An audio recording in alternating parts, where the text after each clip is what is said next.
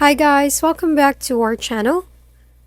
In this video, I'm going to show you on how to change chat settings in Fortnite.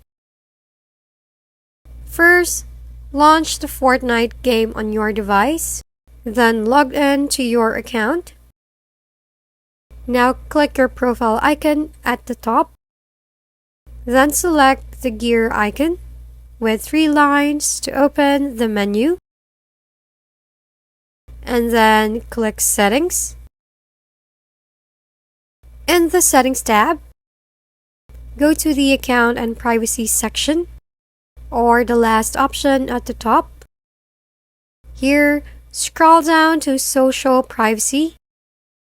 Beside the text chat, choose the option you prefer. Either you turn it on or off.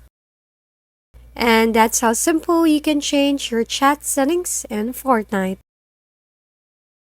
If you found this video helpful, please like and subscribe. If you have any questions, drop them below, and we'll see you on the next video.